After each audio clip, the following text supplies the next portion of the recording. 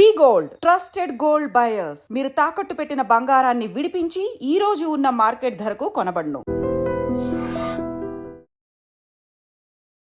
Hi hello నమస్తే, welcome back to item media. ఈరోజు మనతో ఉన్నారు సీనియర్ స్టాక్ మార్కెట్ అనలిస్ట్ అయిన ప్రభు గారు. ముఖ్యంగా ఈరోజు ఎపిసోడ్లో ద బ్రాండ్ టాటాకు సంబంధించిన ఫ్యూచర్ ఏ విధంగా ఉండబోతుంది, ఎవరు లీడ్ చేయబోతున్నారు అనేది తెలుసుకుందాం. Hi sir. హలో అండి. సార్, టాటా అనగానే ఒక ట్రస్ట్, నమ్మకం. ఆ నమ్మకం మీదే ఆ కంపెనీ కానీ, ఆ కంపెనీలో పనిచేసే వాళ్ళు కానీ, ఆ కంపెనీ షేర్లు కొన్న వాళ్ళు కానీ చాలా స్ట్రాంగ్గా ముందుకెళ్తూ ఉన్నారు. అయితే ఎప్పుడైతే the great legend Ratan Tata గారు ఈ మరణం తర్వాత ఇప్పుడు పరిస్థితి ఏ విధంగా ఉండబోతుంది, ఎవరు దాన్ని టేక్ ఓవర్ చేసుకోబోతున్నారు, టాటా సామ్రాజ్యం ఏ విధంగా మారబోతుంది, ఫ్యూచర్ ఏంటి టాటాది అని చెప్పేసి అందరూ క్వశ్చన్స్ అడుగుతూ ఉన్నారు. మరి దీనికి ఆన్సర్ ఏంటి? అంటే మీరు అన్నట్టు ట్రస్ట్ అంటే రతన్ టాటా మించి ఫస్ట్ నేమ్ వచ్చేది ఆయనదేనండి ఇండియాలో. బిల్డప్ అయింది, ఆయన అంత నమ్మకాన్ని ఏర్పరిచారు. ఎవరైనా సరే ఇన్వెస్ట్మెంట్ టాటా గ్రూప్లో చేసిన వాళ్ళు నష్టపోయిన వాళ్ళు చాలా తక్కువ. ఇన్వెస్టర్స్ నేను చెప్పేది, ట్రేడింగ్ కాదు. సో డెఫినెట్గా ఆయన కూడా ముందే ఆలోచిస్తారు కదా. సో ఆయన కూడా ఏం చేశారంటే Ratan Tata endowment trust, Ratan Tata endowment foundation, వీటికి రెండు ఒక ట్రస్ట్ లాగా ఏర్పడి, ఫౌండేషన్ ఒకటి ట్రస్ట్ ఒకటి ఏర్పడి, వాళ్ళ రిలేటివ్స్ ఉంటారు కదా, వాళ్ళ బ్రదర్ కానీ జజబాయ్ కానీ, సో వీళ్ళందరికీ ఎట్లా ఇవ్వాలి, ఏ రకంగా ఇవ్వాలి, నోయల్ టాటా కానీ అలాట్మెంట్ చేయాలంటే డైరెక్ట్గా ఇవ్వలేదు. మంచి పని చేశారు ఆయన. సో జనరల్గా ఏంటంటే ట్రాన్స్ఫర్ అవుతాయి, వాళ్ళు టేక్ ఓవర్ చేస్తారు, దాని ప్రకారం ఉంటారు. అంటే ఈ ఫౌండేషన్ ఉంటుంది, ట్రస్ట్ ఉంటుంది. సో ఏ అయితే ఆయనకి టాటా దాంట్లో వాటా ఉందో దానికి అన్ని మేజర్ మొత్తం అన్ని ఫౌండేషన్ ఇది చేశారు. సో ఫౌండేషన్ ట్రాన్స్ఫర్ చేశారు. సో వాళ్ళు అంతా టేక్ ఓవర్ చేస్తారు. బట్ వీళ్ళ రిలేటివ్స్ ఎవరైతే ఉన్నారో, బ్రదర్ కానీ సిస్టర్ కానీ, వాళ్ళు దాంట్లో ఉంటారు, ఆ ట్రస్ట్లో ఉంటారు, జస్ట్ ఆ ట్రస్ట్ కింద ఉంటారు. సో మెయింటెనెన్స్ అంతా గ్రూప్ మొత్తం ఉంటుంది.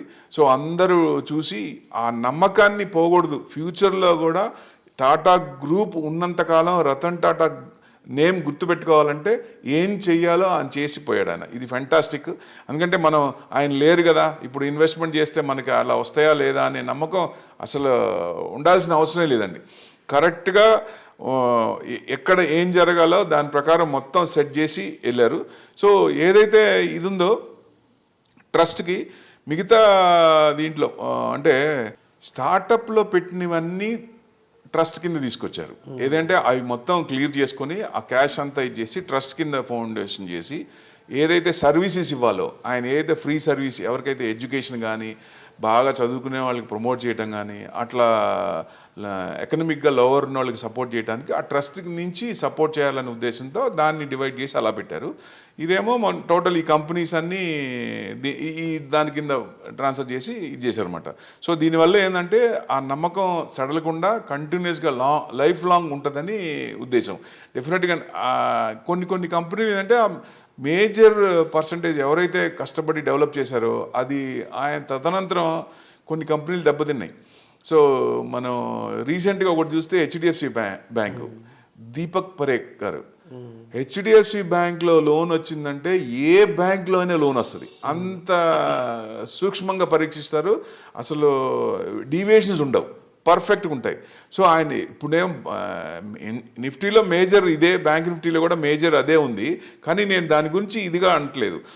దానివల్ల ఏమవుతుందంటే ఆయన కూడా కొన్ని అన్ని ఫార్ములాస్ కానీ మొత్తం ఏమేమి ఇంప్లిమెంట్ చేయాలో మొత్తం చేసి వెళ్ళారు. కానీ ఇప్పుడున్న మేనేజ్మెంట్ ఇక్కడేమో ట్రస్ట్ ఫౌండేషన్ ఉన్నాయి, అక్కడేమో ఇండివిజువల్ కొత్త వాళ్ళు వస్తారు కదా, వచ్చినప్పుడు వాళ్ళు కంటిన్యూ చేస్తారా లేదా అనేది కొంచెం క్వశ్చన్ వస్తుంది. సో అట్లా మీకు 1.5-2 years నుంచి మనం చూస్తున్నాం, మార్కెట్ పడక నుంచి ముందు నుంచే హెచ్డిఎఫ్సి బ్యాంకు మేజర్ నిఫ్టీలో అయినా మూవ్మెంట్ లేదు, రిటర్న్స్ ఇవ్వట్లేదు. ఎందుకని ఆయన వెళ్ళేటప్పుడే ఆయన షేర్ మొత్తం అమ్మేసుకొని వెళ్ళారు, అప్పుడే డౌట్ వస్తుంది. సో జనరల్గా ఏంటంటే రిటైర్ అయిపోయిన తర్వాత ఇంకా ఉంటారు కదా, వాళ్ళ పర్సంటేజ్ ఆఫ్ షేర్స్ ఉంచుతారు, తీయరు.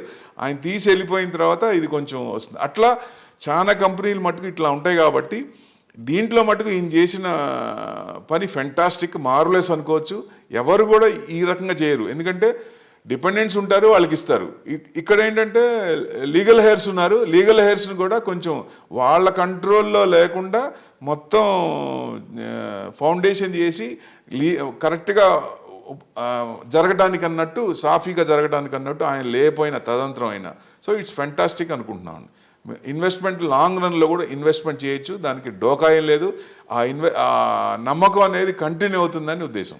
ఇంకా డిఫరెంట్ సెక్టార్స్లో టాటా వాళ్ళు ఉన్నారు. అయితే టాటా పవర్ మీద ఎక్కువ మంది ఫోకస్ చేస్తున్నారు. రేపన్న రోజు ఈ టాటా పవర్ అనేది ఇంకా ఎంతో రేంజ్కి వెళ్ళే ఇది ఉందని చెప్పేసి. బట్ దానికి ఆ స్కోప్ ఇంకా ఇప్పటికీ కనిపిస్తుందా?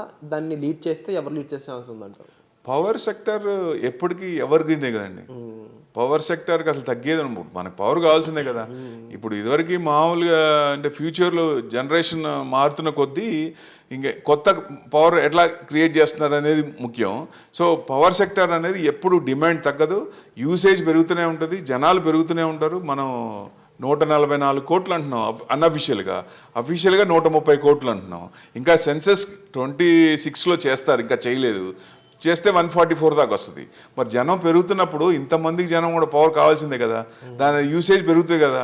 సో డెఫినెట్గా ఇట్లాంటివి కంటిన్యూషన్గా లాంగ్ రన్లో మంచి రిటర్న్స్ ఇచ్చే అవకాశాలు ఎక్కువ ఉంటాయి. అండ్ రైట్ నో టాటాకి వారసుడిగా ఒకరి పేరే చెప్పాలంటే ఎవరి పేరు చెప్పడానికి ఛాన్స్ ఉందంటారు? అంటే వీళ్ళందరి మీద శ్రీనివాసన్ గారి పేరు పెట్టారు ఆయన. అంటే అబోవ్ ఈ ట్రస్ట్కి అబోవ్ ఆయన అన్ని ఫౌండేషన్ కానీ ట్రస్ట్ కానీ మొత్తం చూస్తారు. ఎందుకంటే ముందు నుంచి ఆయన ఉన్నప్పటి నుంచే చూశారు కాబట్టి హీఈస్ అ రిలయబుల్ పర్సన్. సో డెఫినెట్గా ఆ కంటిన్యూషన్ అనేది ఇక ఫర్దర్ కూడా కంటిన్యూ అవుతుంది, ఏం డౌట్ లేదని ఉద్దేశం. సో లీడ్ చేసేది అయితే శ్రీనివాసన్ గారు అని చెప్పొచ్చు. అవునండి.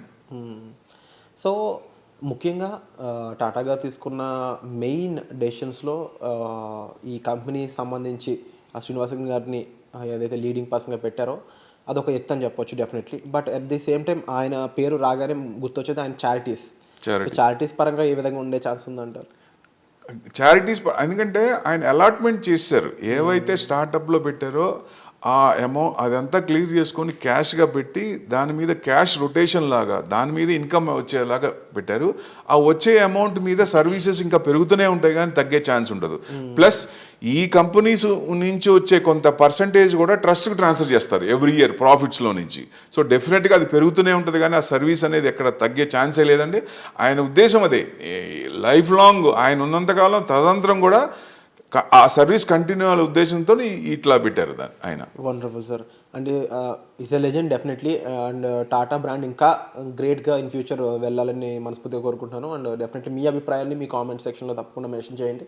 అండ్ ప్రభు గారు ఇచ్చిన అనాలిసిస్ పై కూడా మీ అభిప్రాయాన్ని తప్పకుండా కామెంట్ సెక్షన్లో మెన్షన్ చేయండి. వచ్చే ఎపిసోడ్లో మళ్ళీ కలుద్దామండి. Thank you so much. Thank you.